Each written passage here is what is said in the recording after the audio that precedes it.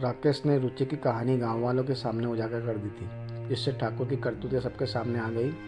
गांव में ठाकुर के परिवार की बदनामी हो गई और पुलिस ने उसे गिरफ्तार कर लिया। लेकिन राकेश को भी भीतर से लगता था कि इस रहस्य का अंत अभी नहीं हुआ है। हवेली के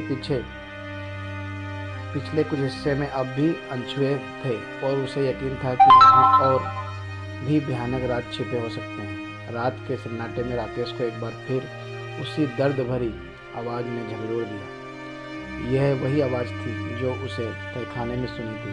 राकेश ने इस बार उसे डर को किनारे रखकर खुद हवेली में जाने का निश्चय किया। वह समझ चुका था कि हवेली की ये आत्माएं अपनी पीड़ा से मुक्ति पाना चाहती थी और उनके अधूरे सच को सामने लाना जरूरी था।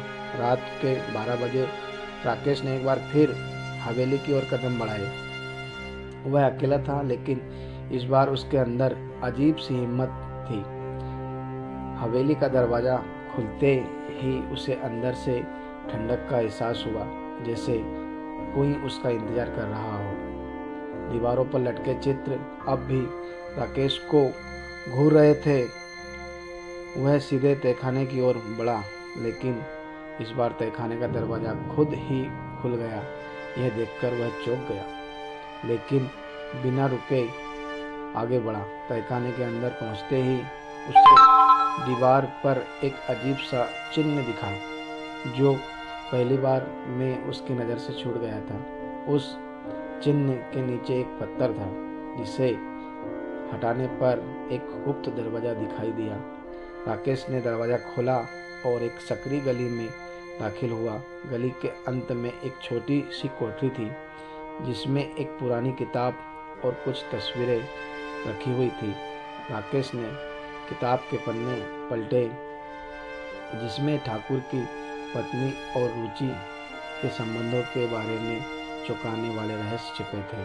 उसे पता चला कि ठाकुर की पत्नी और रुचि एक दूसरे को अच्छी तरह से जानती थी, लेकिन ठाकुर की पत्नी ने रुचि से बदला लेने के लिए उसकी हत्या कर दी, क्योंकि उसे लगा कि ठाकुर का रुचि के प्रति आकर्षण बढ़ रहा था।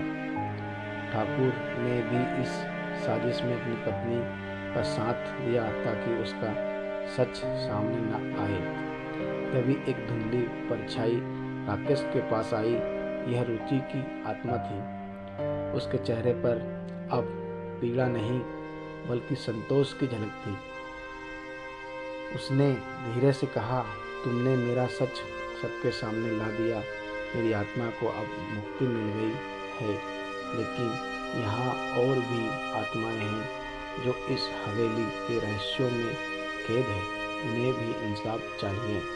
राकेश यह सुनकर ठान लिया कि वह हवेली के हर कोने का पता लगाएगा और वहाँ से सभी आत्माओं को मुक्ति दिलाएगा। तभी उसे महसूस हुआ कि हवेली के और भी गहरे हिस्सों में कई राज दफन है। जैसे ही वह कोठरी से बाहर निकला, तहखाने की दीवारें हिलने लगी।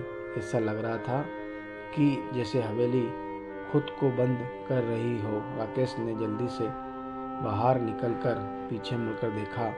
हवेली के दरवाजे फिर से बंद हो चुके थे, मानो हवेली ने एक बार फिर अपने राज्य को छुपा लिया हो।